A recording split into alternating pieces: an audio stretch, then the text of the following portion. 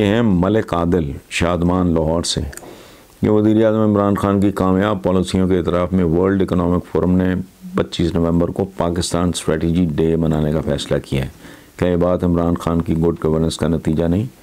इस पर आपके क्या कहते हैं? मैं इस पर भाई मैंने क्या कहना है, जो उन्होंने कह दिया ये अल्टीमेट है। और मैं आपसे नहीं, मैं तो काफ़ी मेरा ख्याल 8, 10, 12 हफ्तों से या शायद इससे भी ज़्यादा मैं ये बात कर रहा हूँ कि मैक्रो जो इकोनॉमिक आपके इंडिकेटर्स हैं वो बहुत पॉजिटिव जा रहे हैं और रातों रात तब्दीली के ताने दिए जाते हैं इमरान को। वो थोड़ा अधूरा सा काम कर गया उस स्टेज में जब वो एहतजाजी पॉलिटिक्स हो रही थी, तो उस वक्त बताना ये एक फुट नोट लग जाता ना अगर साथ कि तब्दीली का मतलब ओवरनाइट नहीं है, तब्दीली रातों रात नहीं आती। रातों रात तो मार्शल लॉ आता है, तब्दीली हकीकी तब्दीली रातों रात नहीं आती। और ये कानून कुदरत के भी ख़िलाफ़ है। अल्लाह पाक के लिए क्या मुश्किल था कि पूरे 6 बजे दिन तुलू हो जाए, कड़क करके ना ऐसे सूरज निकल आता। एक प्रोसेस है।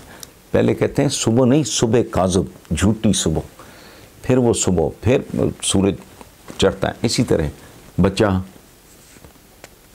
वो 9 महीने पहले रहम मादर में मुकम्मल करता है, फिर डिलीवरी होती है, फिर पंगूड़े से गुजरता है, फिर फलाना, फिर टीनेज, अधेड़ मरीद, फिर बुढ़ापा, जवानी, लड़कपन, ये सारा एक पैकेज है, ग्रेजुअल है, वो रातों रात नहीं होता।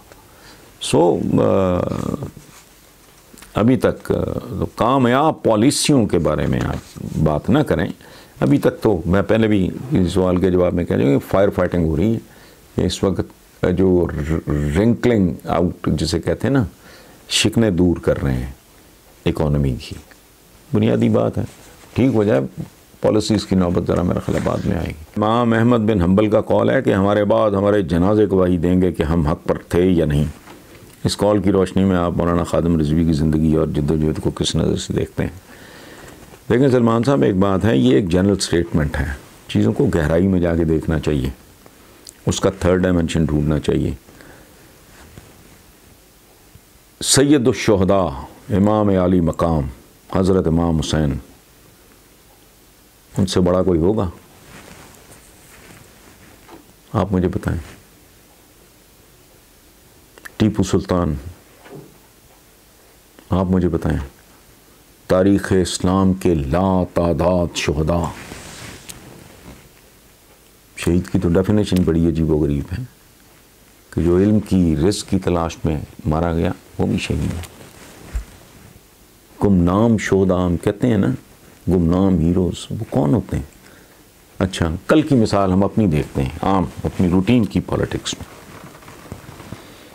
जुल्फ़िकार अली भुट्टो के जनाजे में कितने बंदे थे?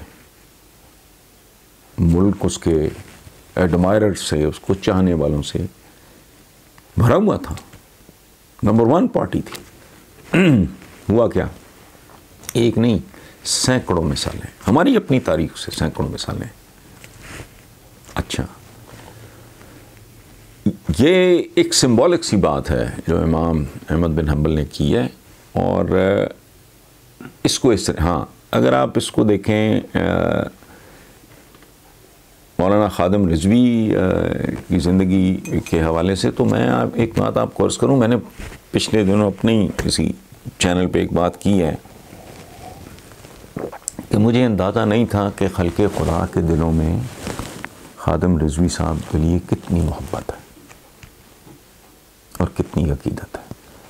इससे भी जो बात जिसने मुझे हिला के रख दिया, मैं सच्ची बात आपको बताऊं, कि वो एक चंद मरले के मकान के अपर फ्लोर पे रहते थे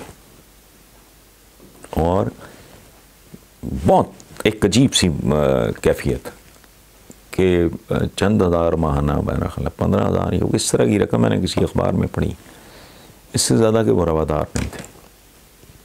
तो सूफ़ी और दरवेश क्या होता है?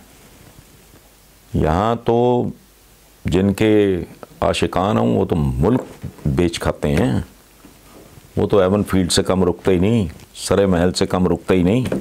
ये तो फिर को वाकई दरवेश चाहिए, वाकई बड़ा आदमी चाहिए।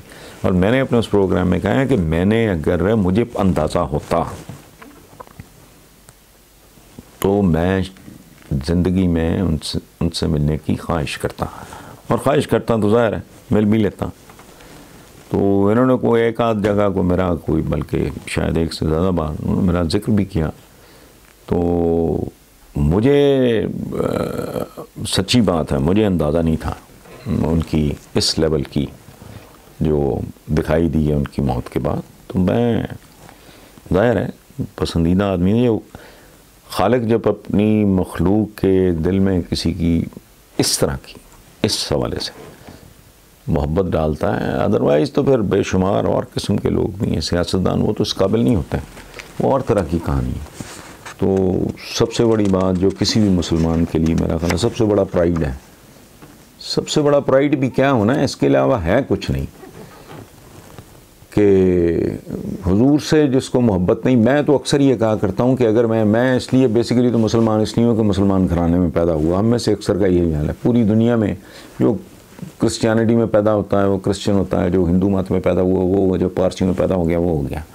मैं अक्सर ये कहता हूँ बिल्कुल अपने पूरे ज़ोर और दयानतदारी से कि अगर मैं किसी और मज़हब में भी पैदा हुआ होता और मैंने हुजूर के बारे में पढ़ लिया होता तो मैं मोहब्बत सिर्फ एक आदमी से, तब भी मैं मुमकिन अपना मज़हब न बदलता। जिस तरह के हम लोग हैं, हमें देख के जो एक सूरत हाल आती है ज़हन में, लेकिन अगर मैंने हुजूर के बारे में पढ़ लिया होता, सीरतुन नबी की 2 किताबें मैंने देख ली होती, तो मेरी पूरी ज़िंदगी इनके नाम और इनकी याद के गिर्द घूमती, जो कि घूमती है अल्हम्दुलिल्लाह अब भी। सो वो उनका दम भरने वाला, उनसे अकीदत रखने वाला आदमी शायद इसीलिए इतने लोगों के दिलों में इतने चिराग उनके लिए जलते थे। तो बहरहाल